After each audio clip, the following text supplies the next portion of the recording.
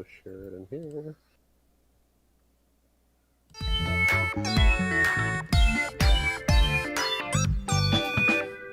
Okay, we're officially live. Hello out there on the internet. You are watching Roll for Crits. Yay! Yes. Yeah, we're very excited. This is the first of our live specials as part of Gen Con Online.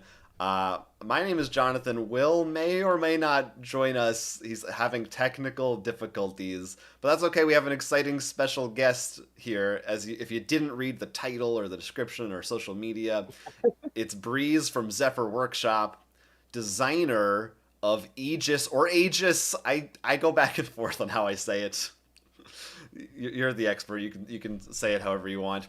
But we're very excited because you're here not just for that game, but for its sequel, and that's what we are looking at right Yeah. now on the table. So yeah, what's going on? And thank you for joining us. Oh yeah, no. Thank you for what's the opposite of joining? Doing that with me. So let's see. Thank you for uniting with me, Mister Quince. Combining. So combining. Thank you for combining with me. Um, so yeah, we've got some stuff to show. Aegis, it's a combining robot game. We came out with it at Gen Con like 2 years ago. Yeah, 2 years ago. Feels like We longer than kickstarted that. it about 3 years ago. Oh, I know. Everything feels long. Um, so existentially. So whatchamacallit? The Aegis came out. Yeah, we kickstarted in 2017. It took us forever to finish it because it was our first game.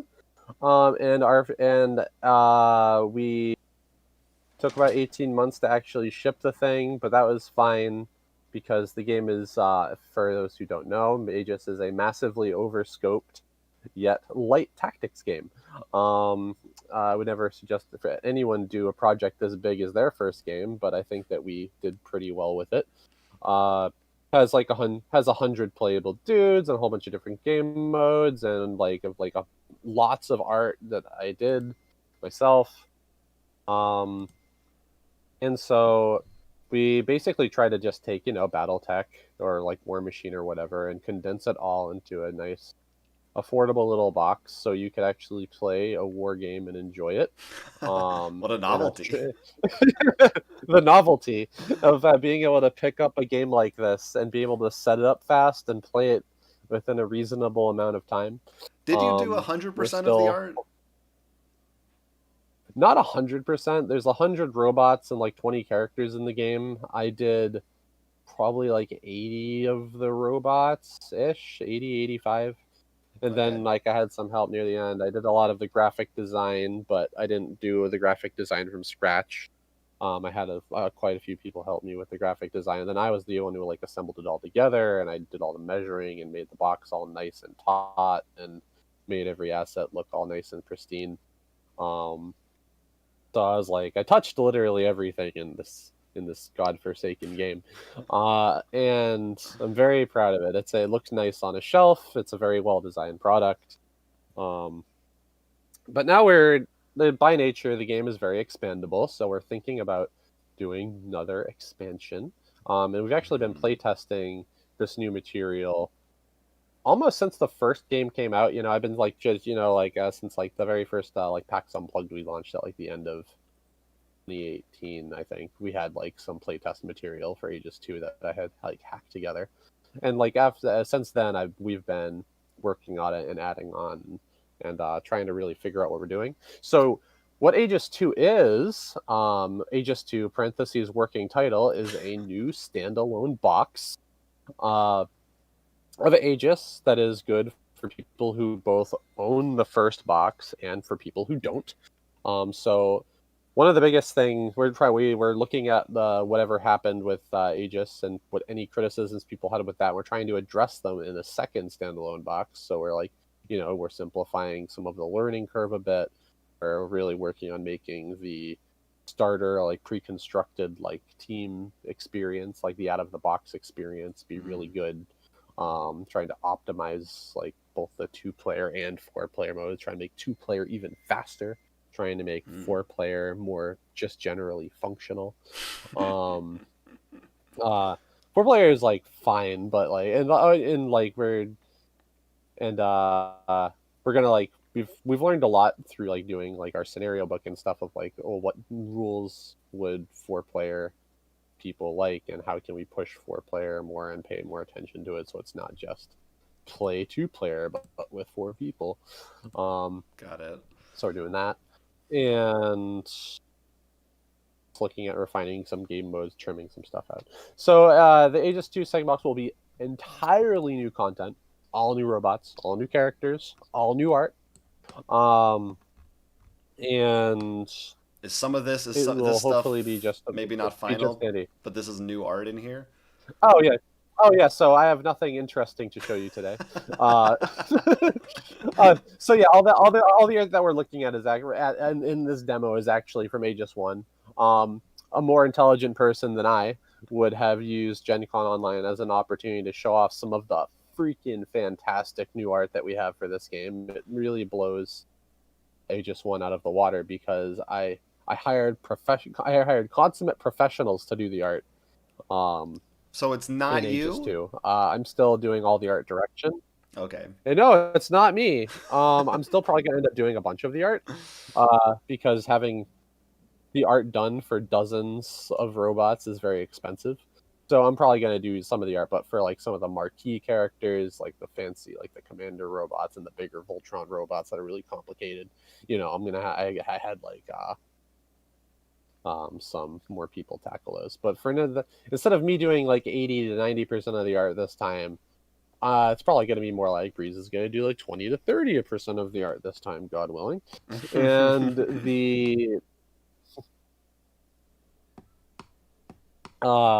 And it's looking very good. I'm very, very excited. I hope that people like the art. But regardless, it's gonna be a nice and spicy new product. Nice we don't have spicy. A final nice and spicy. We don't have a final number of new robots yet. We've been the ones that we've been play testing online in our Discord community, which everyone should join if they want to try and test new robots and stuff. Is that your partner there? Somebody just connected. Oh, did somebody connect to the game? Oh man. Yeah. Things Mr. are happening. Dorukiryu. It's live, guys. We're live. Anything can happen. That's how exciting this is. Well, this also. Yeah, right. I'll say. So yeah. I feel like there's maybe like a 2 or 3 second delay from when you're hearing me. We're gonna try to work through that. But if anyone in the chat wants to ask any questions or say hi, please do so. Such as Marcus Yu, who said howdy. So hi. Hello, Marcus Yu. Howdy indeed. Oh yeah. Meanwhile, you know what? Where I could share. Oh, somewhere good probably. I'm gonna see if I can add another person to this chat. Oh yeah. Here we go.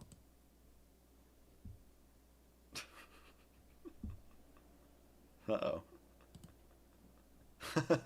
Well, I may have guys, bear with us. This is live. I'm starting a new call. Oh, here we go. All right, cool. Let's see. I don't know if I can hear Mr. Dorukiryu. Oh, more problems. Oh, I hear you. We hear you. Oh, this is great. Got there. This is exciting. Now I just need to redo the video capture so that we can actually see all three of us. Here, we'll go to our little like. Oh no, I can't go to that. We'll stick on this. You're just gonna see the live process. All right. You guys can hear me, right? Mm-hmm. Okay, perfect. All right. Oh man, we're popping in. This is very exciting stuff. Who knew what kind of appearances were going to be made today? Who knew an Ethernet port could break within 24 hours? Except now I don't hear or see our special guest Breeze, who is arguably one of the more important. You can't. Oh no! Oh, there you are. I heard you. Maybe you just weren't saying. I just didn't turn my. Oh yeah, I didn't turn my camera back. All right. All right. Let's see here. All right. So, All right, we got there, and I will also do the thing where I go and turn the camera back on. Zoop. A little bit of a false start, but we're back on track now. We're getting back on track. All right, and there. Absolutely. I'm All very right, cool. sorry about that, everyone. I thought my internet crashed, but it turns out it was just the port in the PC, so I had to find a wireless adapter. So that was fun. Okay, yeah, that does sound like fun. Oh, now I can't see me. A lot of things are happening here. Oh, now I have two breezes. Well, that's pretty good, probably, right? That's what we really That's want. double the breeze. Yeah. Excuse me? All right, we're all good. We're all good, guys. This is the first. It's not even Gen Con yet, so we're working out the kinks. Oh yeah, no, it's. Are you excited Not about Gen Gen Con Con yet. Online, Breeze? Is this a momentous occasion for you? I don't think I've ever been less excited for anything in my entire life. So yeah, I really like physical Gen Con. My computer setup is not necessarily made for running 96 hours of tabletop simulator games. So it's going to overheat. My CPU is going to melt. My back's gonna break. I'm gonna die of malnutrition. But it's gonna be a fun and interesting experience. We're still gonna see if randos show up to our events. We're still gonna get excited people looking at our games. Well, as you can see, we're not exactly set up for it either. So you're in Right. good I company. mean, my PC was turning off during stream, so that's why we worked on getting a new fix so I could do this. And we just finished it last night, and now it's like, I'm not done with you just yet. Yeah, all kinds of fun. So anyway, you were explaining Aegis 2 and what's some of the, besides, okay, new robots, there will be new art, although this is not it. What else is going to be new? New keywords? Yeah, so yeah, we have a little subset of new mechanics. Of course, Great. We have a whole bunch of new like commander characters that modify how your team works. So all of them are new, and that adds every new commander we add to the game, like multiplicatively adds to the different things you can do with this game. So that's cool. We have definitely a handful of new mechanics that we're implementing. I think there's like 7-ish new mechanics where we added to the game, and we've trimmed out some other ones from the first box that don't appear in this one. So we're trying to keep the number of mechanics at the same or lower than the first box. If you just play this on its own, but then both boxes are completely cross-compatible. But yeah, trying to keep this one That's slim appreciated. in terms of Aegis. And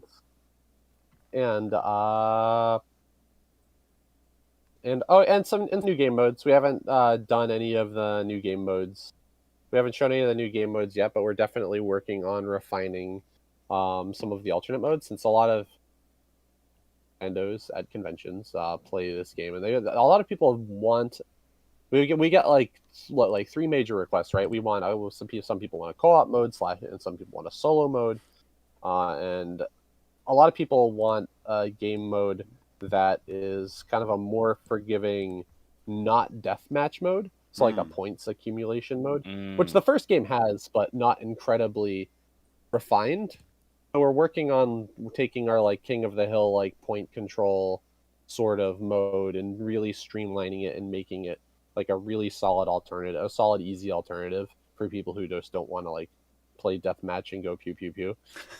That's good for us because we're so like we famously hate confrontation.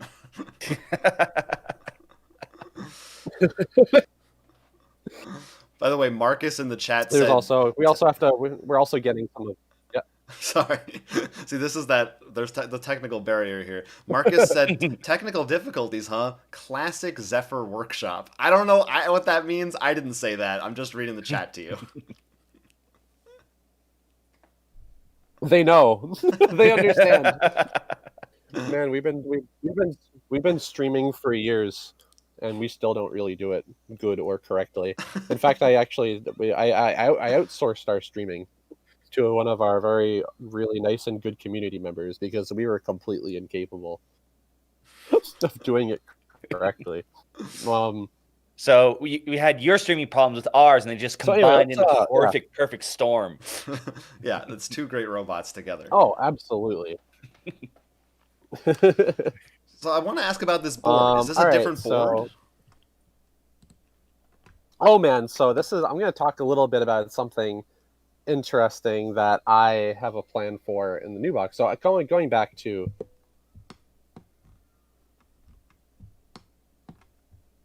player side and the 4-player side, right? And the only real difference between them is that there is a default kind of wall setup on both sides, because the game comes with these wall pieces that you see that are pre-affixed in Tabletop Simulator. Mm-hmm. But in real life, the game is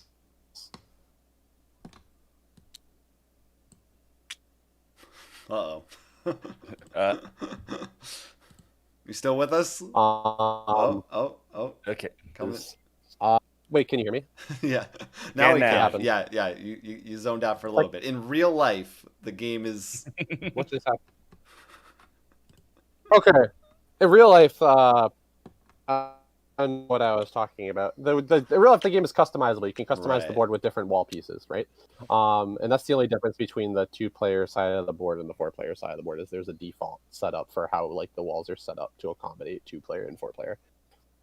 Okay. This new game is going to have 3 boards. That's a spicy announcement. Okay. It's going to have Woo! Going to be 3 boards, if all goes as planned. So it's the same asset, right? It's the same board. It's the same 4-fold board. But as you notice here, the board that we were playing on is half the size of the current board. Mm-hmm. Of the current. So I want you to use your long brain, and I want you to think about this. So you're going to look at this board, and it's folded this way. You fold over your 4-player board, and now you have a half board. And now this is a 2-player board. This is going to be the 2-player skirmish board. It is smaller, more compact, and better for easy, fast setups and playing with a 2-player game. Then you take this little hot dogged board that is half the size, and you flip it over, and there's another 2-player board. And that will deal with a new game mode that we have not talked about yet. And then if you unfold it like a butterfly, you'll have a normal-sized AEGIS board, which can be used for a traditional 2-player game or a 4-player game. So there we go. You will have one physical board that can be folded into 3 different boards. Wow. And it'll make more sense when I make a GIF of it. It sounded really funny. It sounded really weird and innovative to me. So yeah, we're gonna have a quick start guide in the new box. That's okay, if you're just playing Aegis for the first time, take out this little skirmish board right here, and you're gonna play on this skirmish board. You're gonna set your dudes up in this little zone, and in each of these little 5 dots, there's no large start zone where you figure. I just threw mine right over. That was just a demonstration.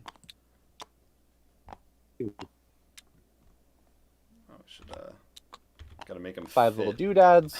The only thing different. We're working on some new kind of mechanics for this board, which they're still currently in flux.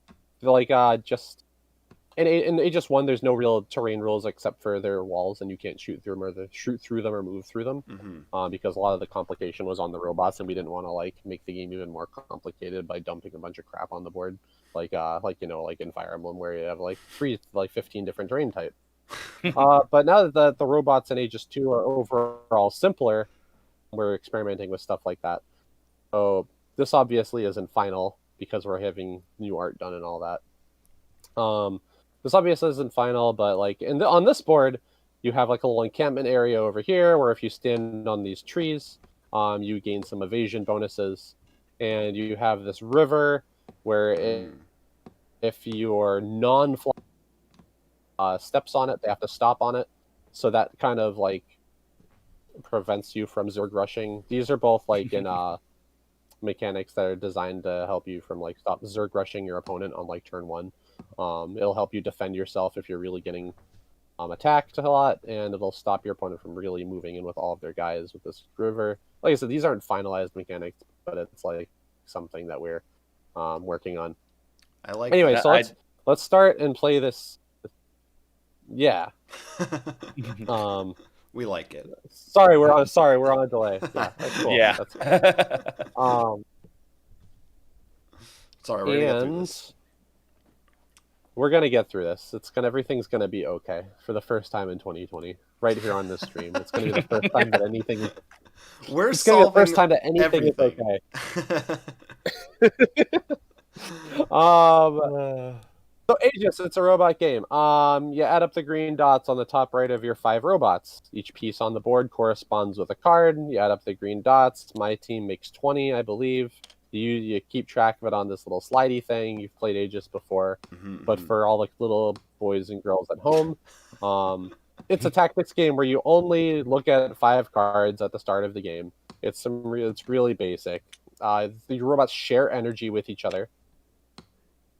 So at the start of every turn, you add up your robot's energy together, and then use those points to move and attack. And right now, I'm using this default team, which you'll pull out of the box, played by a character named Ashla, and Mr. Quince over here is using a team called character's name is Ethrael. Nobody knows what Quince is, by the way. That's my online handle. But just to clear up the confusion. I mean, I just assumed that was your internet persona, like in general. Oh, it is. I just want to, in case people don't know, that is. Oh yeah, you have more than just your internet persona. I thought that was just it.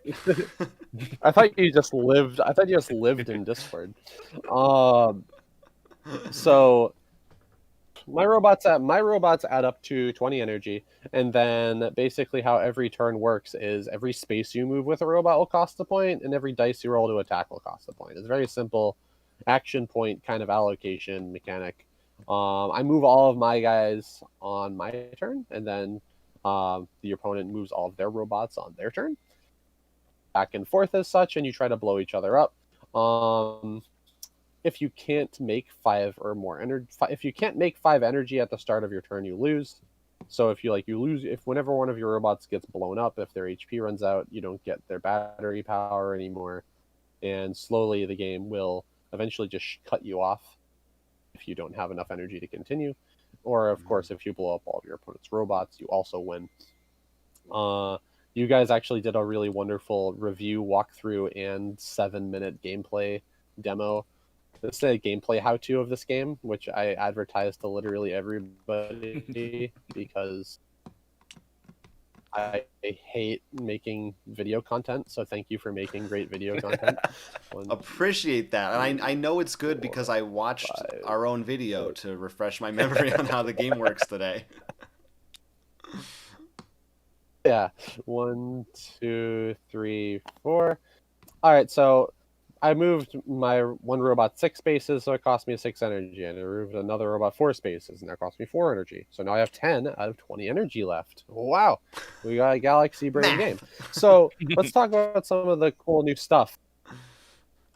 We got some basic arithmetic going on, so it's a good game for your kids. Yeah, market this as an educational game. And it's that was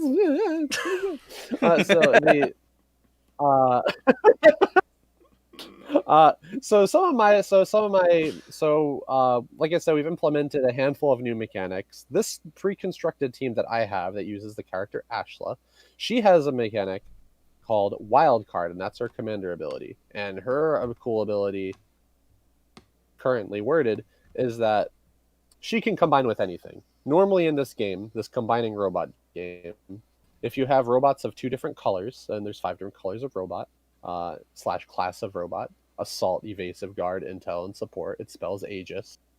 If you take any 2 different types of robot and you stick them together, you can get a bigger robot.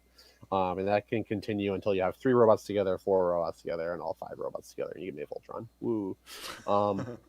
But my commander ability lets me just ignore requirements. Like she can just substitute for anybody, so she's cool. So we wanted.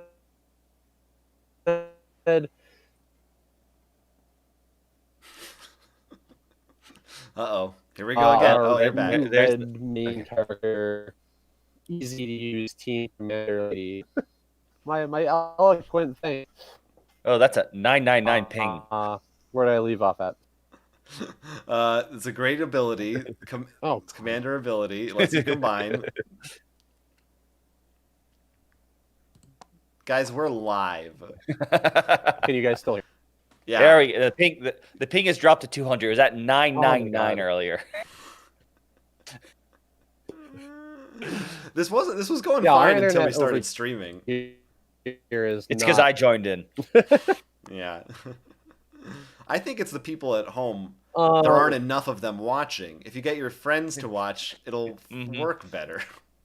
We need to combine our powers. It's like the spirit bomb, except instead of defeating a massive enemy, it's learning a massive game. Yeah, let's do that. All right, please continue. Please continue, Breeze. Anytime. He's back to 999. All right. My commander is like Ditto from Pokemon. She can be anything. Ah! Did you just get disconnected? Are you kidding me? Yeah, he's not. Let me adjust. Guys, I'll take over here. So this commander is a lot like Ditto from Pokemon. Can you? Yeah, we can hear you a little bit. Okay, can you hear me a little bit? Oh yeah, we can hear you. This is going to be a really long. This is going to be a really long weekend. I'm actually scooting myself closer to our Wi-Fi. Whatever you did, it seems to be working. All right, I'm going to be honest. The little set room I'm in, I'm surprised that has been happening to me. Jonathan knows where I'm set up. The Wi-Fi tends to not always cooperate. Yeah, Marcus says big gaming is sabotaging the stream. Do you think Asmodee has agents out there and they don't want the word of this game getting out because it's too hot? That's what I think. That's all great conspiracy. Like honestly, we can't corner the 30-minute skirmish game market for too long. All right. Assuming you're back with us, please carry on. I know we have. I know we finally have like our first quasi direct competitor coming out this year. Oh, really? I can't. What is it? Well, we may never find out. Guys, I hope you're enjoying our. You will never find out. No one will play that game. Oh yeah, we don't want it. I don't want to play that game. I'm all about Aegis. That's it. You're popping in and out. Yeah, everyone should only be about Aegis. Yeah, I got Elgalion. That's all I needed. Yeah, like breaking. Yeah, you're breaking up a little bit, but we can hear you come back in every once in a while. It's okay because this is just fun. I'm just having a good time. I guess you're breaking up a little bit now too. It's good. Yeah, I'm having a good time too. It's gonna be great. So, why is my internet so bad? You're sounding good now. Right now, yeah. Mm-hmm. And the important thing is people can see this beautiful. It's gonna come in waves, board. I guess. Yeah.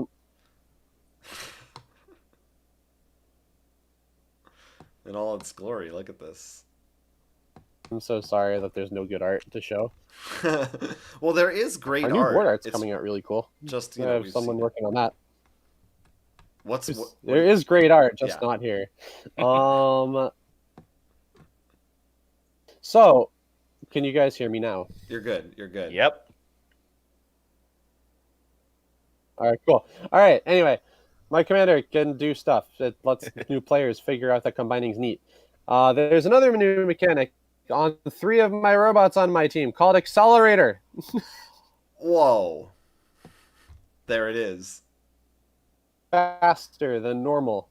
And it also lets you And not only that, it lets you combine for free that turn. So normally my yellow robot over here, my SSM 200, can only waddle 2 spaces a turn. But I can pay 5 flat energy to move it 5 up to 5 spaces, which I will do maybe.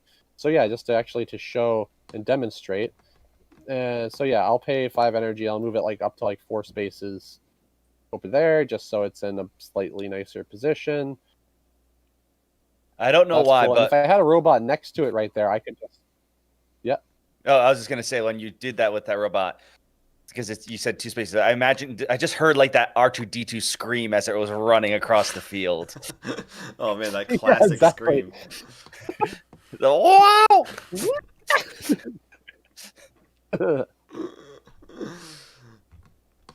So finally, and my tabletop sim actually just finished loading.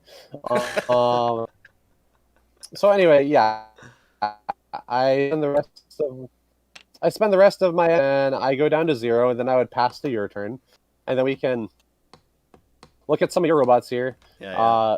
So your commander, named Ethrael, she has an ability that lets you move all of your robots twice a turn. So that's pretty universally interesting, and she has all sorts of different weird things that she can do. So every time you attack, you can move again if you pay 3 energy, and you can actually move as far as you want. You just have to pay a flat 3, and if your robot has like 7 movement, you can just run away for 7. And it feels very good and cool. Punch somebody and then scream and run away halfway across the board. So that's what your team's kind of all about. Also addressed some in Aegis 1. 1 on your dice is always bad, because 6 is always hit and 1's basically always miss. In Aegis 2, we are really looking at putting in mechanics that mitigate the bad feels of screwing up your dice rolls. And Ethriel's team has a mechanic like that, where a lot of your robots have a mechanic called recharge, where whenever you roll a 1, your attack back. So let's say if you paid 3 energy and you rolled 3 dice, right? If you rolled a 1, now the attack is free. If you roll a single 1, now the attack is free, and your other 2 dice would still do the thing that they normally do. If you paid 3 energy and rolled 3 dice, and all 3 of your dice were 1s, now you get 9 energy back, and your absolute critical failure of a roll was actually amazing. Huh. So we're trying to so your attack didn't. So yeah, in this case, yeah, your attack wouldn't go off, but you probably got back more than half of your team's entire energy for the turn. A whole bunch of robots really with recharge in this set. And so that's one thing that we're doing to like mitigate bad roll dice feels. Yeah, that's really interesting. 'Cause instead of it, exactly, we're always used to a scale of bad to good, and now it's more interesting. Like you have 2 really good ends, and the middle's like you're still good. You'll get some attack damage. So it's very interesting that it's not just simply big money, big money. It's like I could go either way. I don't know what I want. So you want, no matter what kind of decision input you put in to the game, we want to always try to give you something that will lead you to your next bit of strategy. Is kind of like where we're at in Aegis 2. There's also, on the exact opposite end of the spectrum, a lot of my robots have an ability called Gambit, which lets me, normally you would pay 2, roll 2, and then see what those dice do. If the attack has Gambit, I can pay extra energy to roll as many extra dice on the attack as I want, to potentially murder you for like 5 billion damage. However, if any 2 of those dice I roll fail, the whole attack fails. So now this is the bit. I have the big money mechanic where I can be like, Gambit for 6, roll 6 dice, try to deal like 5 or 6 damage to you, and statistically, it's a terrible idea to do. But sometimes, for that 6 damage, and you just one-shot your opponent at like a 0.01% chance of victory, and then you do it. And so that carries over some of our super robot anime. Yeah. I was gonna say, like, if I know anything about robots, taking the statistically poor strategy will actually turn in your favor as long as you're the hero. Yeah, the last minute comeback. Exactly. So yeah, we wanted to kind of double down on not only like cool efficient mechanics that give you consolation prizes for bad luck. We also put in extreme big risk, extreme big reward mechanics to kind of like push the silliness of this game. Where I know it's robot chess, but it's fundamentally a game where a bunch of cartoon robots run around and you really just always just want to roll like 50 dice and try to kill somebody. Yeah. Yeah, go ahead. Well, what's nice though is because having that gambit of where you take those big bets. If you did mix a team with some what was it called again? Recharge. You don't have to feel as bad if the gambit fails. You have a way around it. Like on a later robot, you might get some energy back. So that makes you more willing to take those risks. Yeah, absolutely. Yeah, and so we definitely tried to make it so a bunch of our new mechanics interact really well together and with like previous mechanics too. So yeah, where it's like we have Gambit, then you have Recharge, and it's like okay, cool. Well, if you have an attack with Gambit and Recharge, now you can take a really stupid risk and oh my god, not blow all of your energy. I just assumed those two wouldn't go on one robot. That's a scary combination.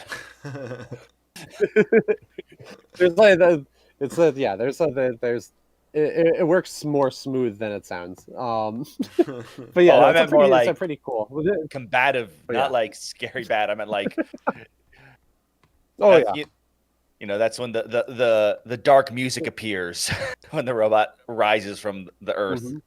Mm-hmm. Oh, absolutely. That's like one of the cool things too. It's like you have some little robots with Gambit and some little robots with Recharge, and then when you start combining the robots together, you'll start getting robots that kind of share those mechanics. And it's super neat. Actually, I think that there's so many of these robots so many times. Yeah, there's your 3-letter robot there has Gambit and Recharge. I guess my better judgment. So. Yeah. But yeah, the other thing that we did with these pre-constructed teams, if you look at your robots, we try to make like the little combined trees that you go up pretty easy to grok. A red and blue robot, a green and purple robot. Of those together, you get a 4-letter robot that combines both of their names. So we're trying to like make that intuitive. Like, how do I get to my Voltron robot? Make that super easy to get.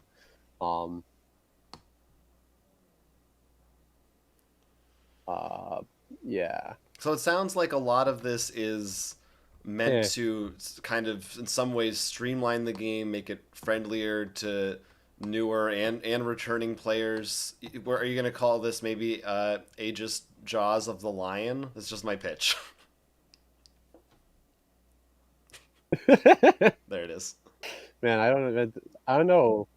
Oh my god, Jaws of the Lion is such an interesting concept because like who would actually play Gloomhaven now that exists? Like it just seems like such a strict upgrade where it's like the same thing but cheaper if you need and more, better. You gotta get more. Yeah, right. So the the proper subtitle for this expansion yet. It's a little bit like that. It's so we wanted to just make it streamlined and easier. Yeah.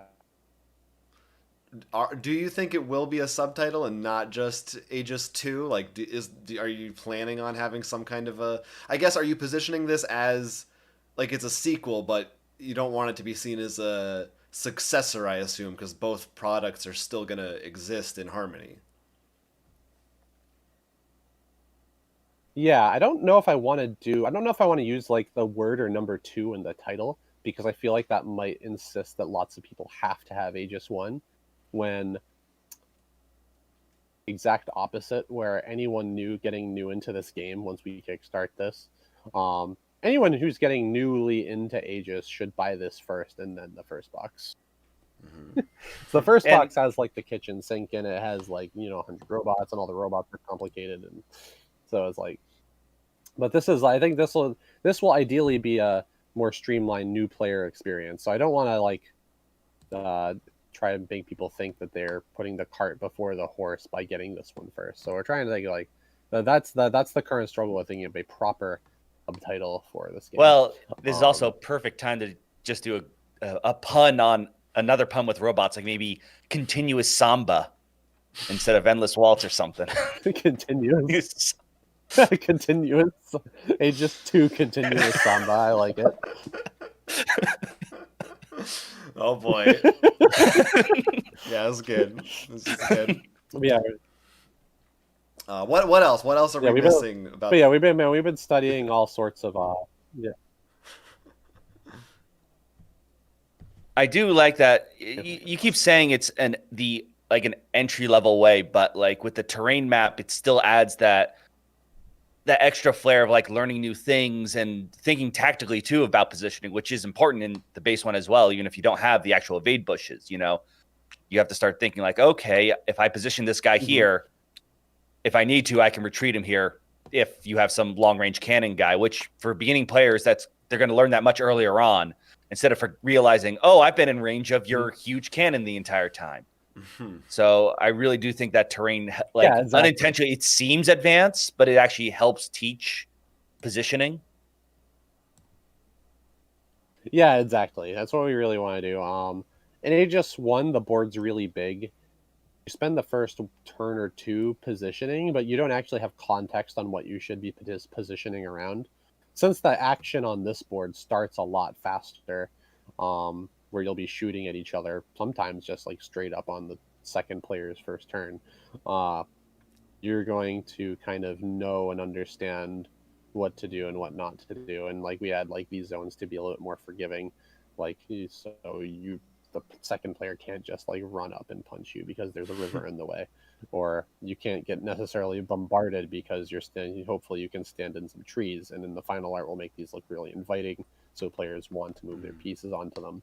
So it's just like, I don't know what I'm doing, but it feels like a good idea to move my robot onto a tree, and that's kind of the intention. So I think you said that the terrain, at least for this, is going to be like the river, if that's finalized, whatever it ends up being or how it ends up being placed, would be part of the board. Would there be maybe also terrain tokens? Like, could you put your own evade bushes or river in other places if you wanted to? Question. Maybe. That actually comes. That's like almost a. Well, I feel like you're. We have the tooling to make more. 67 ping. You can't get rid of me. Can you hear me? Yeah. Yep. I think we're catching back up.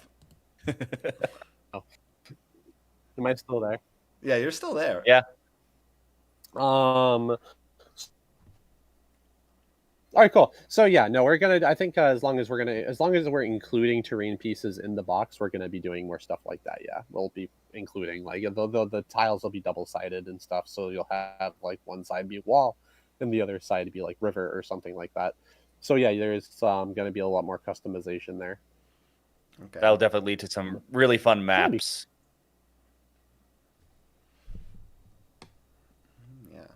Yeah, we definitely want to keep no matter what we do, we always want to keep those terrain rules simple too. Like, it's just like river, stop on this. Gain evasion. So we'll keep it like nice and streamlined so like the board doesn't become completely overwhelming to like parse and figure out. So we might just like stick between like 2 and 3 weird terrain types for this box, before you start introducing like more. Fair enough. I have no idea if any of those words got through. We are hearing you. This is golden. Don't even question it. Okay, cool. Good. All right. So, what do you think? Is anything else we want to show off? Maybe demonstrate a little of this one. I know there's another thing too that we can show off, but I don't know how much time you want to devote to that versus this. I leave it in your capable hands. Oh, the other one's fast and much prettier. So aside from this, we didn't. So yeah, it's So I would look out for a formal announcement about this soon. We have a bunch of promotional art already done for it. We're just trying to figure out the best way to start advertising, because when you do a Kickstarter once like 3 years ago, and then you forget how to do everything. But we're gonna be starting to advertise this a bit soon. We're looking to kickstart probably within the next 2 months. So that's gonna be good. We want to see if we can hit that. We want to see if we can hit doing this before the fall. And so that will be very exciting, and I hope everyone looks out for that. We only have like, I'm gonna ballpark guess and say that we have like exactly 16 boxes left of the first Aegis. Wow. With like literally like a piddly amount. We're in the currently for Aegis 1, we are in the mode of, okay, let me think. I left a box in my friend's garage 3 years ago. That's one for the inventory. So it's like, if you want your Aegis boxes, I would if you want a first edition Aegis 1 box, you should probably go out and get it. I know there's like a couple floating around on like Cool Mini, not Cool Mini, cool stuff. Miniature Market. You combined maybe not. I think we're stores finally into one board game publisher. Yeah, exactly. You know, when they sell copies. I'm actually waiting for Simon to just buy both of those companies. Oh, right? That would be interesting. And so let's see. So yeah, if you want an Aegis 1 box, there's very, very, very few left. So clear out the online retailers if you want one cheap, or if you want to give us money, you can buy direct from our web store, and if you buy from us, we give you promos and stickers. Yeah, you know what you should do? You know, cool. They sometimes sell like, this is the first 150 copies, little label. You got to do the last. This is the last 16 copies. Yeah, special sticker. Yeah, like actually. I mean, that's, you know what we should? We should reverse individually number them. I got 16 out of 15 or 15 out of 16. You got copy. So look out for Aegis 2. If you want to play test it, there are at least 50 or 60 new robots to test, and we're always interested in getting more feedback and working the kinks out. Will there be more robots with shades?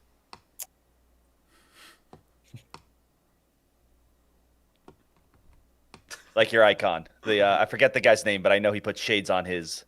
There's more there. Yeah. We have gimmicks galore in the new set. So yeah, in Aegis 1, a lot of the commander robots had gimmicks, like guy with sunglasses puts sunglasses on his robot. Well, let me tell you about some of the new commanders. They're gimmick city, baby, and they're all really cool. To not necessarily shades, but maybe cool rocker jackets and guitars. I've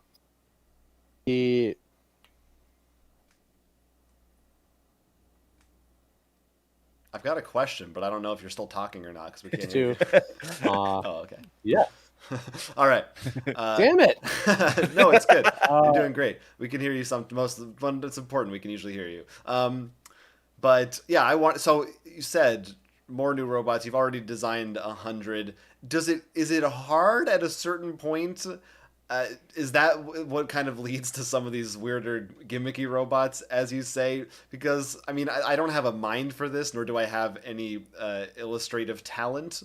That's made sense the way I said that. But it seems like it would be difficult to keep coming up with really unique anime style robots. Turns out there's more space to be mined from this game than I originally thought.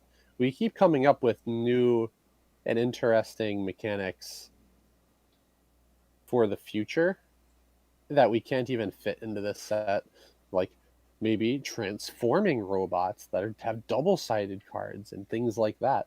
So there's a lot. There's a lot of mileage here, both creatively and mechanically, that we're really looking at.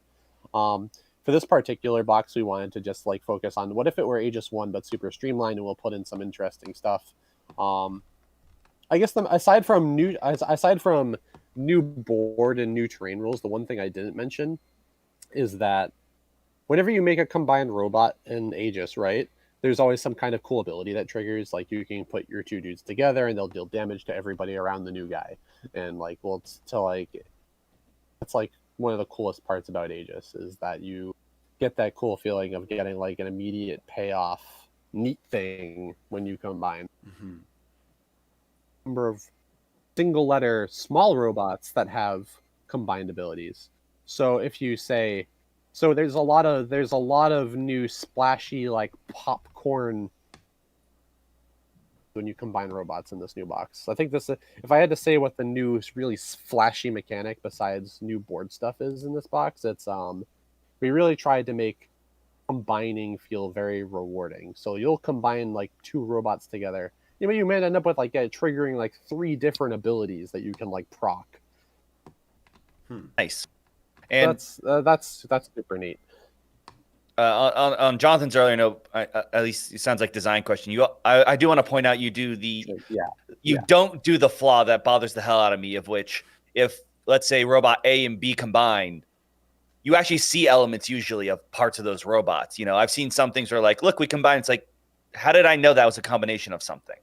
Like it shows no elements. So no. That's one thing that you do right that bothers the hell out of me sometimes. Yeah. No, as the lead artist on Aegis, that is so ridiculously important to me, is making the combined robots look like they are their components. And so I put a lot of thought into the visuals of all the individual robots and how those elements carry up to the bigger robots. Very, very, very important. I think that I'd like to say that we put an extreme amount of thought into our art direction for Aegis, and you'll see that obviously when we actually start showing new art. Whereas like, no, we don't just hire like the cheapest person we can find on Fiverr and just have them slap some doodles on the game and hit go. There's like that's a pretty common trend in board games. But I'm in there like tooth comb, making sure like this looks good. Does this read well? Is this interesting? At the very least, you can always look at Aegis and be like, well, at least they put thought into it. Yeah, I don't know. A for effort. They tried. I thought it was for assault. A for effort. That's really what we. Oh, that's what the A is for in Aegis. Effort doesn't start with A. Wait a second. Yeah, this makes no sense. I revealed my spelling problems.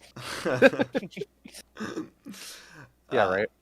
Would you ever think, this is going to be, it sounds like a comparable size to the original Aegis, maybe a little smaller, but would you ever see yourself putting out in the future a little pack of like 5 new robots or 10 new robots just in addition to that?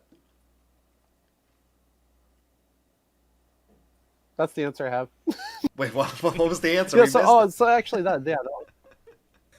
No. We're not sure if you're purposely being silent or.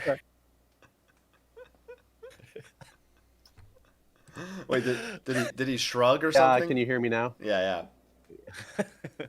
Testing. Testing. All right. So, all right. Yeah, you're good. We hear you, bud. Okay. Cool. All right. Cool. Thanks. Yes. Okay. So the only thing standing in the way of making. Yes, the only thing standing in the way of making small expansions for Aegis is that I'd really like for all expansions of Aegis to be like. And in order to do that, the game has to come with like a board to play on. And if the game has to come with a board to play on, the box has to be a certain size. And that's where you start to get into like this cascading thing of like, how do I make a small expansion for Aegis that isn't just literally the same physical size as the normal Aegis? So that's the current. That's just the current. That's the only like logistical problem, because I would certainly like to release more like, here's a little 10-20 robot expansion, just 2 little pre-built teams that fight against each other like a dual deck. But in order to do that, we would need something for you to play on, and ideally the box would be smaller than a normal Aegis box. But then we need to figure out, well, how do board, where board. Maybe, I mean, if we're going with dual decks with the with like Magic or any of those card games, the cheaper option could be like a piece of paper that's just folded a whole bunch, and then you're like, fold out, and you're like, this is all right, but we probably should get a real board, and then they get and if you want a real board, buy a box. Yeah, I was thinking of Unmatched. Yeah. They do a So that's decent like, job with that. that's definitely something. You tell me. Well,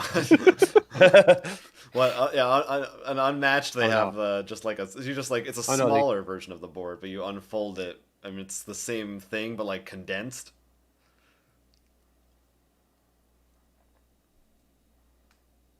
Interesting. I don't know. Just steal from them. I don't know. Yeah, we were dumb and we made a hex based game. Yeah, right. So yeah, the whatchamacallit.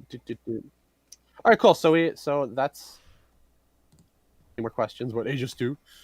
Yeah, I mean, I think we covered a lot of it. I mean, it's in a couple of months you're hoping to hit Kickstarter, so so that's exciting. But this is Gen Con online, so that's not the end of the scoops. There's more scoops. Oh, exactly. We have. It is. Ooh. It just sounds like with the silence, Jonathan's like desperate, like he says, "Scoops, scoops, please, God, give us some scoops."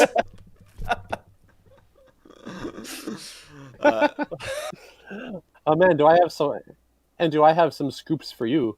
So at Gen Con Online this year, we are showing off. I don't know if you want to like start digging through the files. I'm gonna do it. But yeah, you can load up the other thing now as I start talking about it. I'm gonna switch to it behind the scenes. So let's see here. And I'll tell people that this is happening. Yeah, this is very exciting. Hold on, oh, there we go. Loading. Behold, slowly load everything in. This brand new game that is not been seen by me, except for when I tested this earlier. All right, we're back in it. We are looking at what appears to be called Aegis Wild Moves. Crit. Exclusive world premiere. Oh, man, yeah. This is good. Except that I'm upside down. Here we go. So let's see here. This is called... First time ever, we're working with an external designer who isn't me, and we're working to make a new game in the Aegis kind of family of games called Aegis Wild Moves. It's a roll and fight. It's very exciting. So longest time, yeah, right, yeah, you like that? It's so good. I love it. I think credit for that goes to credit for that goes to my other designer there, Ryan, and he's like, "Well, we've called a roll and fight," and I'm like, "Bam, there it is." That's all the marketing that we ever need. So Aegis Wild Moves is designed by Nicholas Trahan of up here in Seattle, and for the longest time, I have really liked our art for our commander characters in Aegis. Mechanically in the game in Aegis, they're nice and ornamental, but they don't actually serve much of like, you don't really get to share the spotlight. They share like the card frame, and we get to put them on the box and the manual, and it's like we have a lot of really good lore for them and all that. That's all on our Aegis wiki. But our characters are so cool. I always wanted a game that specifically highlighted them. That's basically what this game is. So what we're looking at here is a kind of 1 versus 1 fighting game called Wild Moves, and it is all of your favorite Aegis characters, and you basically fight against each other like an actual fighting game. And now, there are a lot of kind of 1v1 fighters like this, but this game distinctly has some really kind of cute and cool, unique benefits that go along with it that I appreciate a lot. So what Aegis Wild Moves is it's a quickie 10 to 15 minute dice rolling bluffing game. You have a character, your opponent has a character, and there is a board in the middle, and there's a bunch of different stages that you can fight on. That's what this is. And there's just a singular pawn on the board that moves back and forth during the fight, and depending on where the pawn is on the stage, you can proc certain different bonus damages and special abilities and things like that. But where the meat and potatoes of the game is every turn, we're actually going to play this sequence. So you get go. So we're going to do this. This is a really fast, easy, cool game. So grab your so there's 5 dice, and also one of the cool things about this game is that it'll use the colorful Aegis dice that we already have molds for. And so there's 1 dice of each color: red, blue, green, purple, yellow, in true Aegis fashion. Got 'em. Basically, you just roll at the start of every round. You roll them. Boom. And so then you're going to go in and you're going to match the dice color with the color box on your character. Okay. Red dice on the red space, and the green dice on the green space. Blue dice on the blue space. Wait, where's my yellow space? Did I mess up? And actually, I can't. I'm like. No, wait. Then there's there, and your yellow dice will just chill there for a second. I'll explain what Did that I put does this in the later. wrong place? And we'll assume that these colors are correct, because I the blue. The green goes up. The green, you go like here. Mimic me. So you go like this. I can just. And then your purple die will go on one of these over here. Whoops. Oh. I should probably lock my board. Colors are hard. Yeah, sure. Locked. The blue and purple look a little similar. Snap. No, not snap. Lock. Let's see here. So, and you put your purple dice over here, your wild move dice, as it were, where if it's a 1 and 2, it'll go in the first box, and if it's a 3 and 4 and 5 and 6, yada. So that's what you do. That's what you do at the start of every round.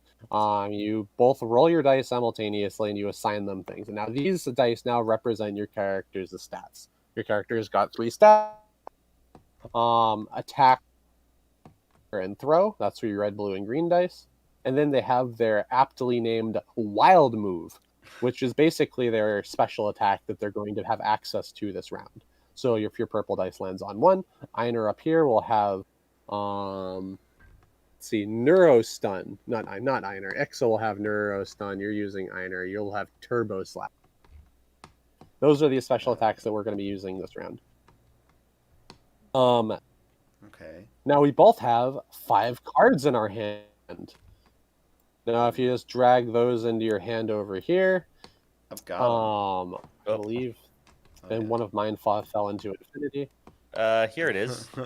I've got a hand. I started with these in my hand, but I can throw them where all. It's color coded to red, blue, green, purple, yellow. So yeah, those are your 5 cards. You want to have them in your hand though, because they're secret. Oh, whoops. And well, show let's everyone see first. Yeah, just so everyone can see. They're beautiful. Mm-hmm. Do we have the same cards, or each character has unique ones? We have the same cards. The game is super. The game is mad simple because it's literally. We both have the same 6 cards, 5 in our hand, and then this yellow card down here. And And then these same cards are used for every character. Got it. If you look at your hand, you have an attack card, a throw card, and a counter card. Wow. It's like it corresponds to your 3 dice, to your 3 central dice. You have your wild moves card, which literally just says do the thing that your purple dice is currently on. So if I played my wild move card, it would do neuro stun card,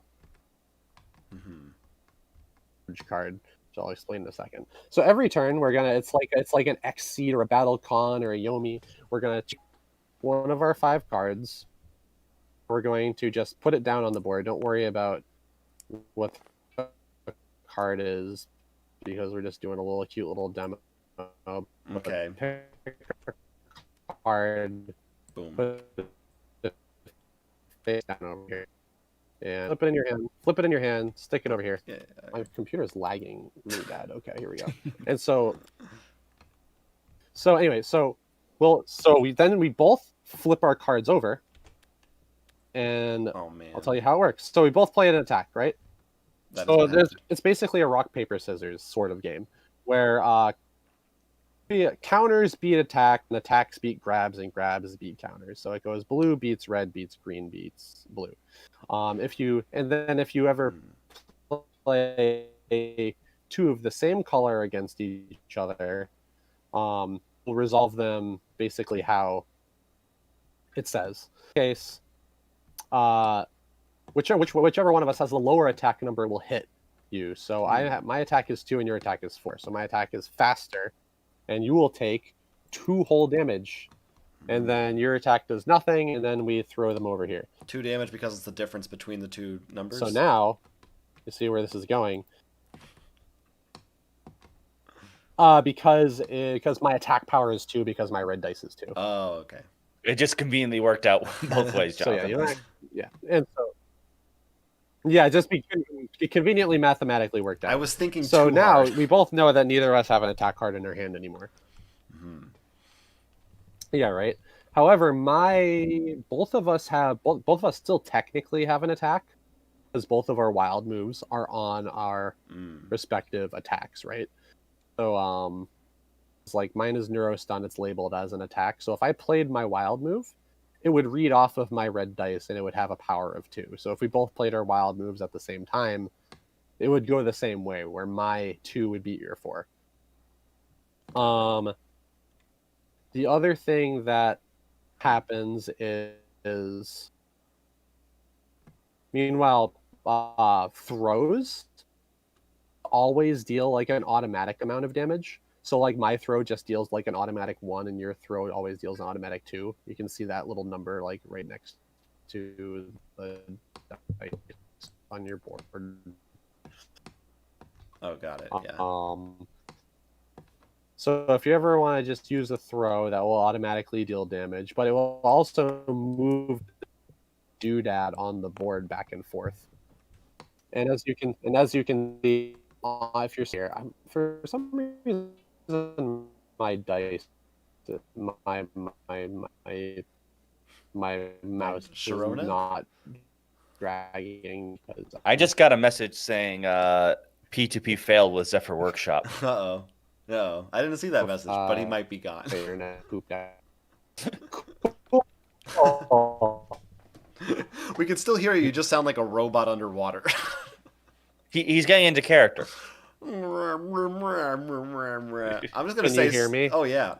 I'm just gonna say. So far, this seems really, really cool. I also got a Steam message that said. The Ernie 4SS in the chat said, "World premiere. Graphics and art look better than Halo Infinite." Section failed with the Kiryu.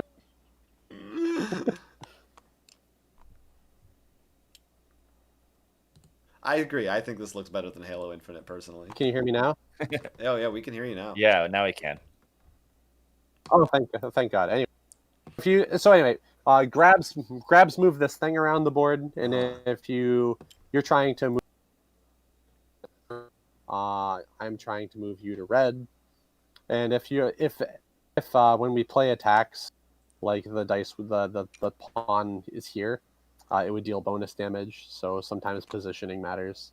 And lastly, counters basically are also similar to attacks where you can use if you played a red card and I played a blue counter, your red attack is canceled and my counter would deal damage equal to the blue die. The only thing different is grabs, where grabs the bigger number wins and the bigger number moves the pawn that many spaces. So yeah, if we both played a grab, I think they just bounce off of each other and nothing happens. But if we'll see. So choose another card in your hand and flip it over and there we go. All right. Give it the flippies. What you got? Countering. In this case, don't know what's gonna happen. I guess nothing. So yeah, green beats blue. Got it. So yeah, exactly. In this case, yeah, green beats blue. So I move you.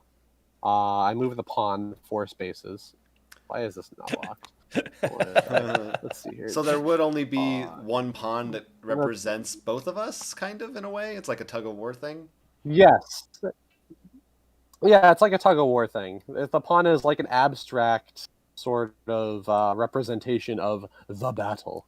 It's like one of those clouds in Looney Tunes with like the limbs poking out of the cloud as 2 people are like punching each other. Yeah. That's how I like to picture it. That should be the token.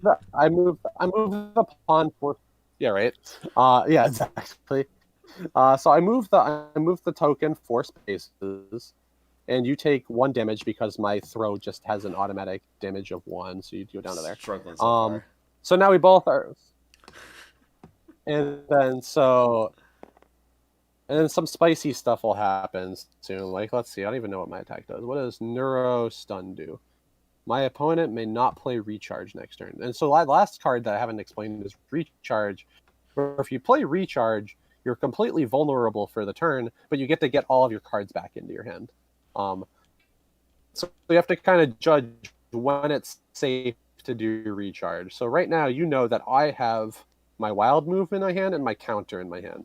If I play my counter and you play recharge, I don't do anything, and you just get all of your cards back. And then you'll know next turn I won't have anything in my hand, basically. So you'll be able to play around me real easily. So there's where some of the strategy comes in.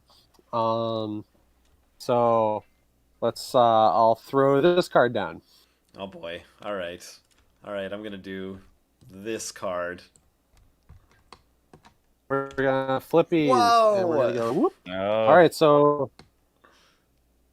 so it does the thing that our first turn did, where my attack is 2 and yours is 4.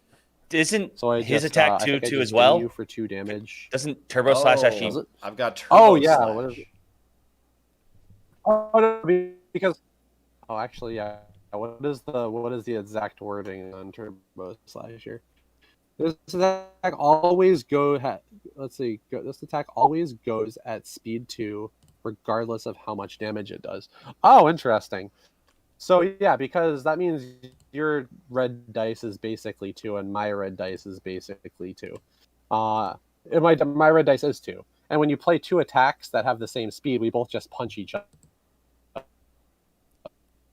So you just net it. You're both at the same life then. So no, wait. Correct.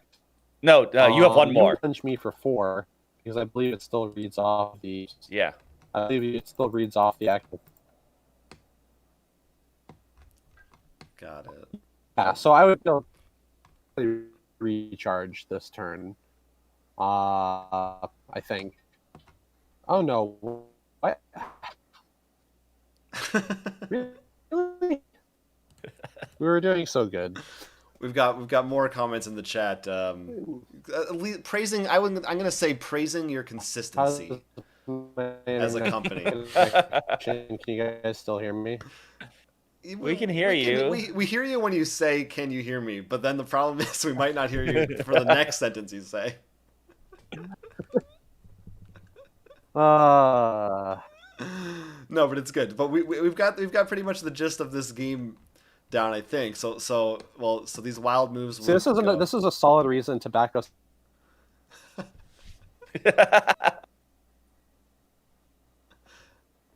Yeah, go on. Yeah. Oh, he's back in the video too. There he is. So guys, Aegis wild moves. It's a roll and fight. It's a roll and fight. I mean, it looks fantastic. I'm having a blast learning how to play. We can't hear you, by the way, in case you're there and asking us. It looks like he's completely frozen, but that's all right. Let's see. What do you think my next move should be? Do I throw or recharge? Well, he's got. Well, if you play throw next, no matter what, you deal damage to him. You beat both. Oh, because he only has a counter. That doesn't matter to throws. Yeah. Oh, there you go. See, look at this. This is 2 heads are better than 1. Yeah.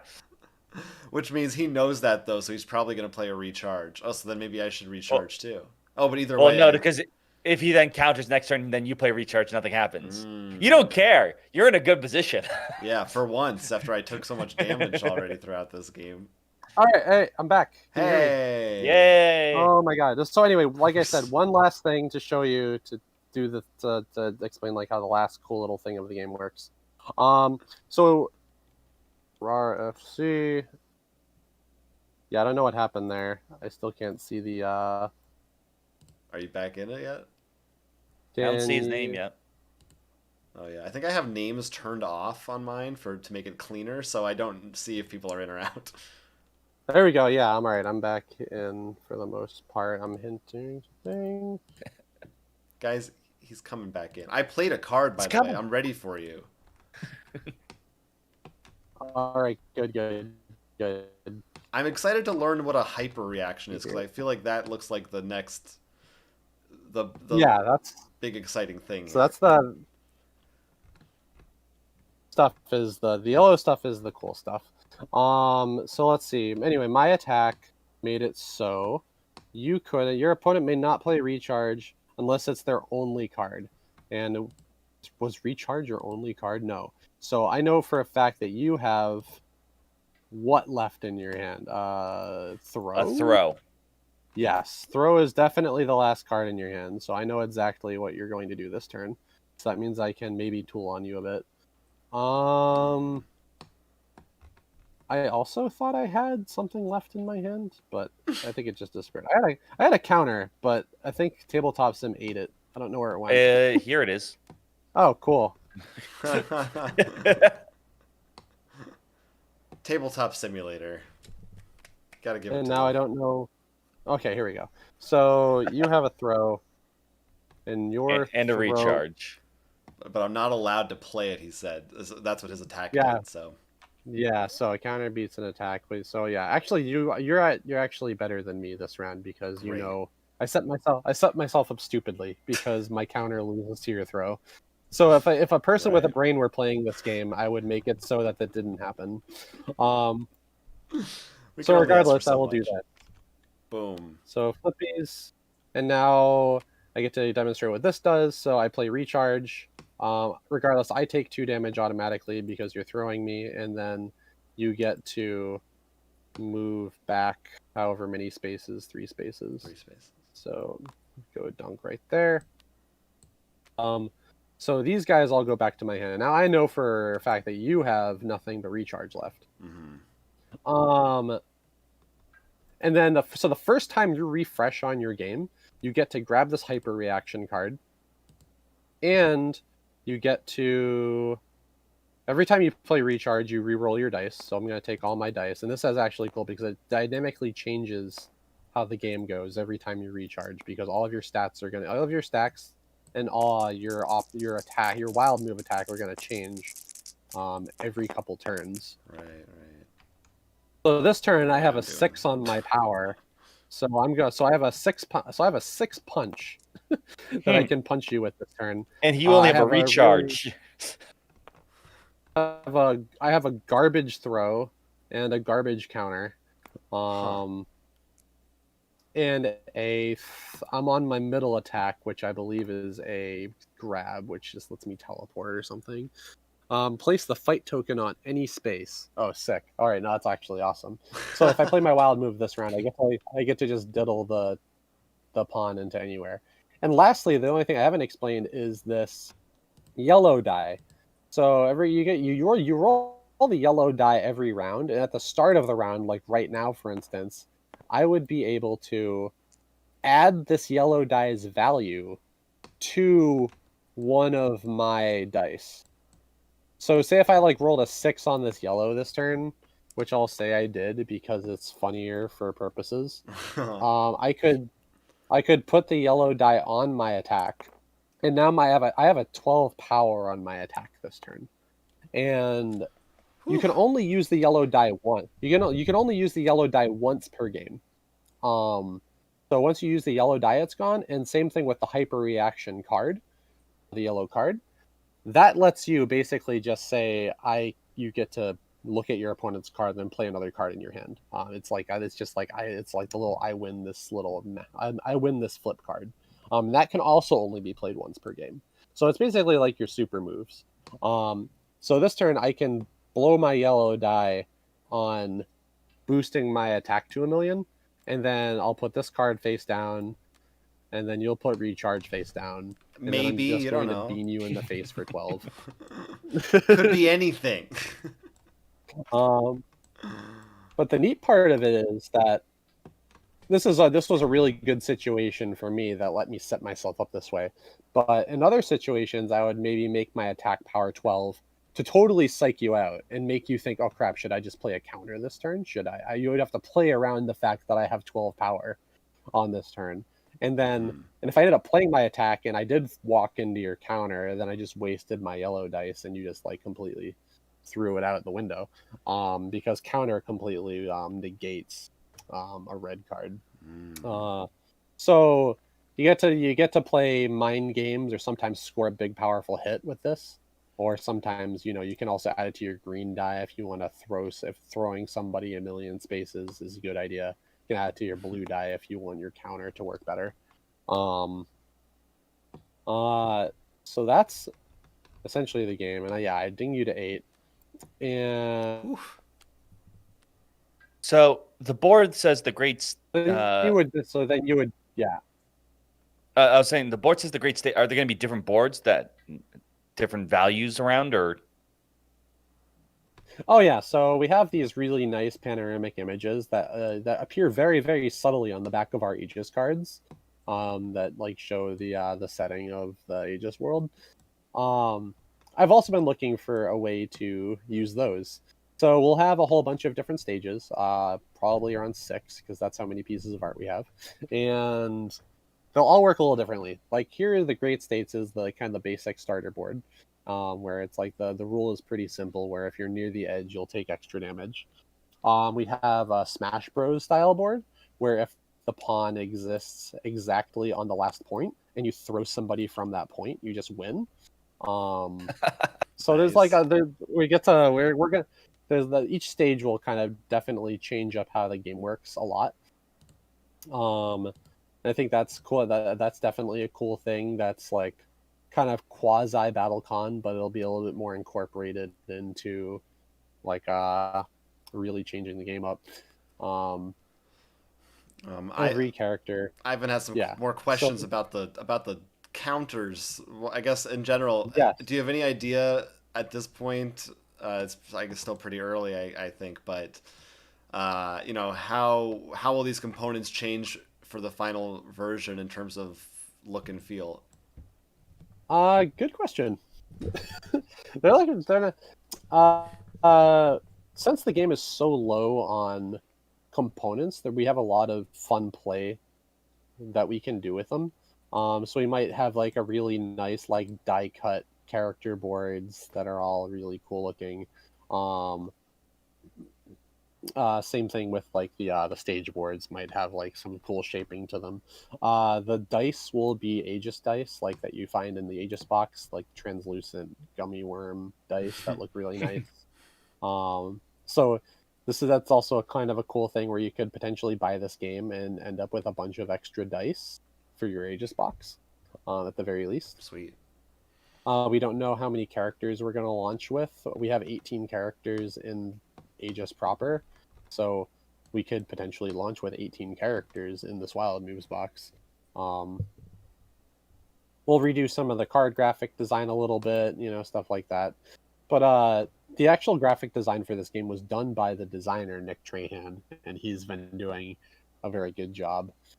Just kind of making these cool, templates, like look like machine paneling and stuff, and he's been really cool with all this. Made the logo. He also came up with the name. The name is the name of the Aegis Wild Moves. I don't know if it's the final name, but I really have grown to like it because it's so kind of dumb. I like it. I just imagine what happened was you played an Aegis match, all the robots are blowing at each other, and the pilots are just, someone opened the cockpit and just like, 1v1 me! And yeah, they both exactly. jumped out of the robot. Yeah, just like 1v1 me scrub. And this game can go really, really quickly. It's straight up like a 10-minute game sometimes if you really catch your opponent off guard and you just combo them into pieces. Just finish your Aegis game, whip out Wild Moves. There's no setup time, which is great. It's just 5 cards, character, stage, and then you just punch. I like that a lot. And the recharge thing is actually, because at first I'm like, okay, so Jonathan has to deal with 4 attack for this whole round, but depending on when that recharge card drops, because you both played near the end, but you could play it earlier, all of a sudden you have a 6 attack, you're like, oh, that, so it's very interesting how you could, the pace of battle, so to speak, can change significantly on those dice rolls. Oh, yeah, absolutely. The fact that your stats change every round is super cool. It keeps the game super dynamic. Knowing when and when to recharge is so incredibly key to this game, because you can do it just to try to maintain tempo on your opponent and keep your hand full, or you can really strategize around recharging at a certain time because it's advantageous based on one of your character's abilities, or sometimes you'll just want to recharge because you need potentially better dice. So it's pretty cool. The designer just kind of had this design. The designer just kind of had this design hanging around for 3 years, on his shelf, and he just whipped it out at a designer meetup, and I'm like, well, they have all these. There's 5 colors of card, and there's these dice, and what if we just made this an Aegis game? And he's like, okay. And it came together so quickly and so seamlessly, and I think it does a lot of things that I've always wanted a game like this to do. It's simple. There's really not a lot bogging it down. Very components light. We can highlight the character's uniqueness without going overboard and having a whole deck of cards dedicated to each character and all that. Every character still feels like they distinctly play differently, even though the only real differentiations are their 3 abilities and maybe another little thing or 2. So yeah, no, it's very exciting, and we don't know when this game is coming out. It's going to, after Gen Con, we're going to have this tabletop sim demo up for everybody to play, and we're going to be looking to gather player feedback and see how they like it. We might just basically include it as a stretch goal in Aegis 2's Kickstarter because it's so cheap to print. We don't even know if it's even necessary to do its own individual Kickstarter. So I might just we get here, everybody unlocks Aegis Wild Moves, and everyone at the $100 tier just gets it. So it's sweet. We might just do something like that. So it's oh, by the way, you just all get an extra game. Hell yeah. So yeah, no, it's I love this game, man. I play this game recreationally. It's very, very excited. It looks awesome, and I mean, yeah, you said we'll see if it goes to Kickstarter. Well, I guess in some form or another. But yeah, it's a great. It does feel very natural, the combo of the theme with the mechanics, and having a shorter game. Would this be Aegis, correct me if I'm wrong, that is the only current title that you guys have in your catalog, right? Absolutely, Yeah. absolutely. Okay. So this would be, well, it's still an Aegis title, but this would be number 2 like as a different product, which is kind of cool. Yeah, that's also really cool. We can also retheme the base thing to like other themes too that aren't Aegis, is neat.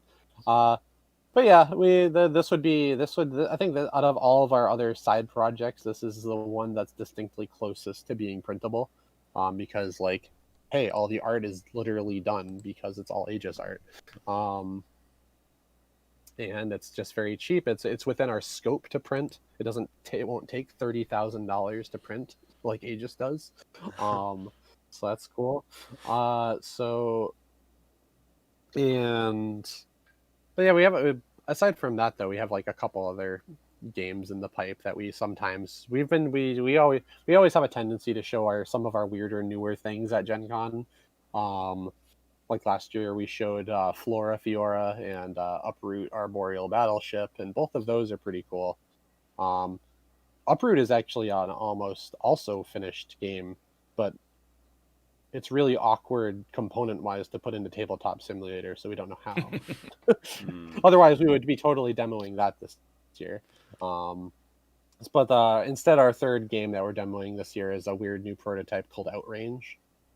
So that's it's a dungeon crawly JRPG game. That's kind of like our little Gloomhaven, Jaws of the Lion sort of variant. So that's cool, and it's also another game that takes place in the Aegis verse. So that's neat. So we'll be running demos for that throughout the weekend. We still have to actually put it into Tabletop Simulator as of right now. So hopefully we'll get that done in time.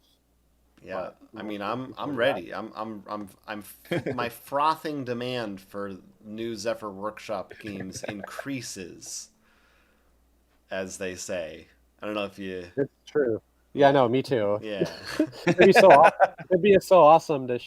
It'd be so awesome to ship more than one game. I think you can do it.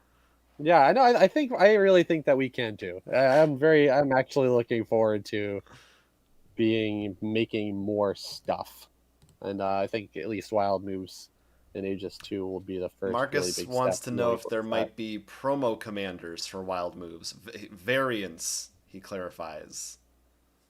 Probably. The really cool thing is Wild Moves, right? The other cool thing about Wild Moves, right? We can introduce new characters and new versions of characters in this game, and then tease them to show up in Aegis later. So I think that's one of the things that I was thinking about.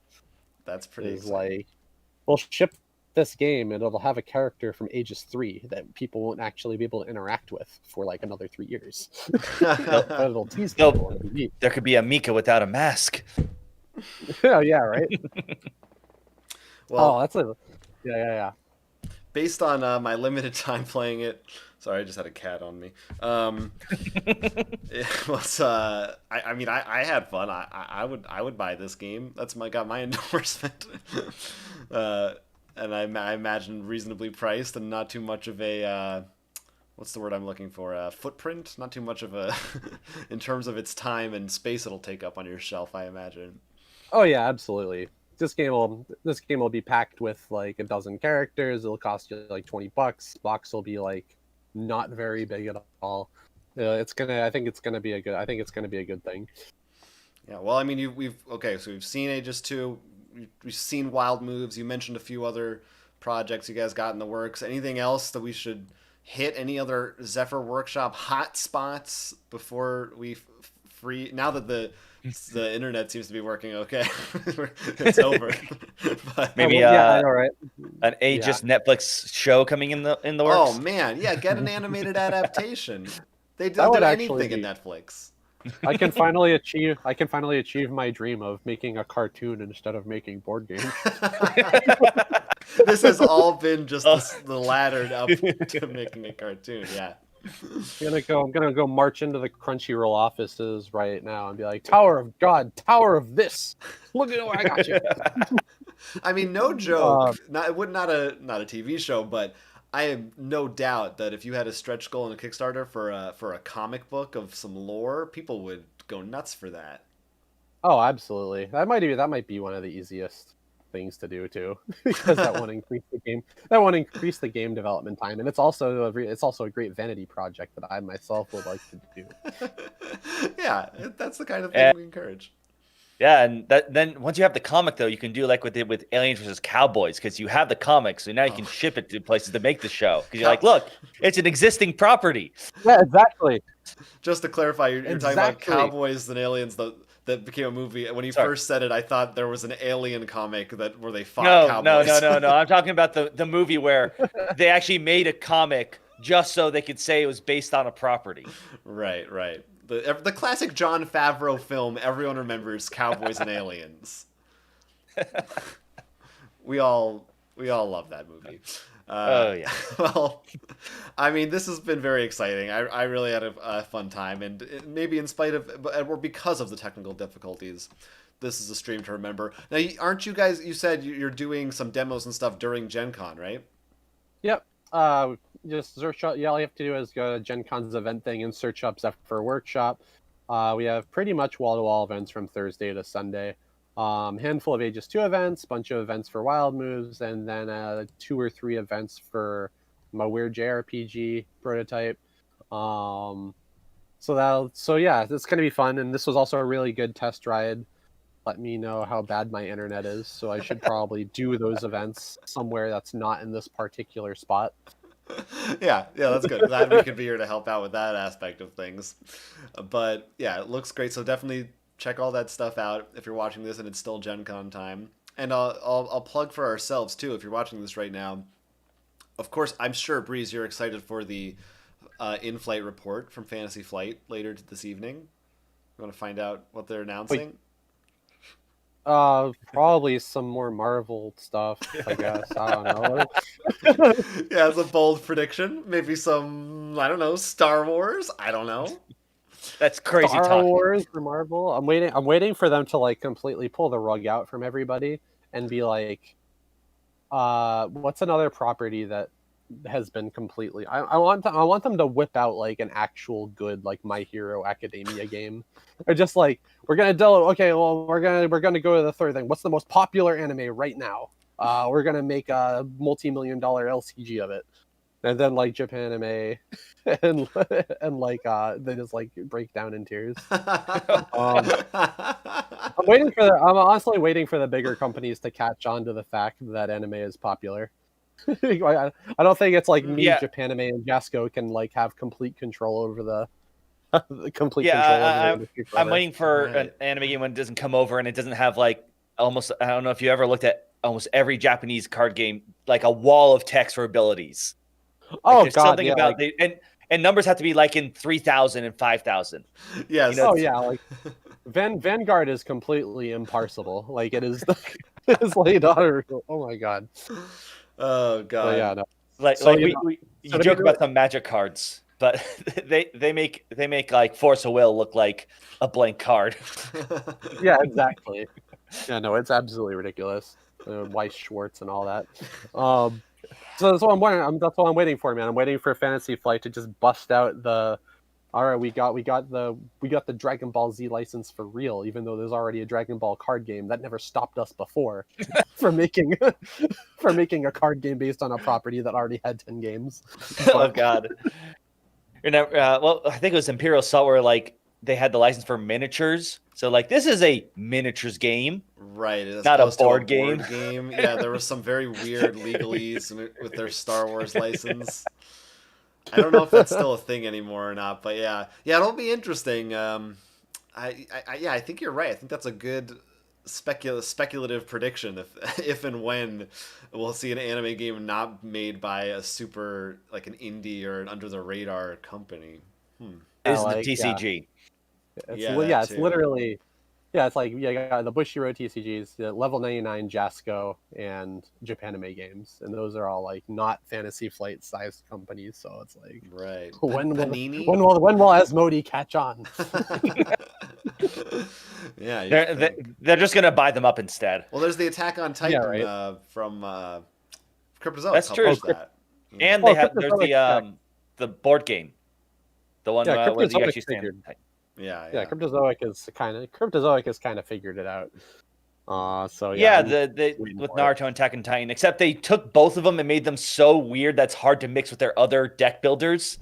So Oh yeah, it's yeah, yeah. Right. Well, if you want to find out exactly what's going to happen and if they're going to reveal these properties, stay tuned. I believe it is 10 p.m. Eastern Time. We are going to be live streaming our reactions of the Fantasy Flight in-flight report for all you lovely people. And if you're a patron, if you spend just $1 to sign up for our Patreon, you can join us at 6 o'clock Eastern for our Discord after party. Doesn't that sound tantalizing? And go to rollforcrit.com for all of our future schedule, because we have tons of stuff coming out after this. But this has been our real kicking off. This is our first big event, and I couldn't think of a better way to do it than with Zephyr Workshop and you, Breeze, and these brand new Aegis titles that are explosive. So thank you for doing that. Explosive Aegis titles. All right, thanks guys. Yeah, it's been great. All right. Yeah, well, that's it. And everybody, thanks for watching, and stay tuned because we'll be back for later. We'll go out with this. The Ernie 4SS said that Fantasy Flight's Jane Austen card game would be a good. That's his prediction. you know what? I'd like to see them try. Yeah, we'll find out. All right. Bye, everybody. Thank you again. Bye.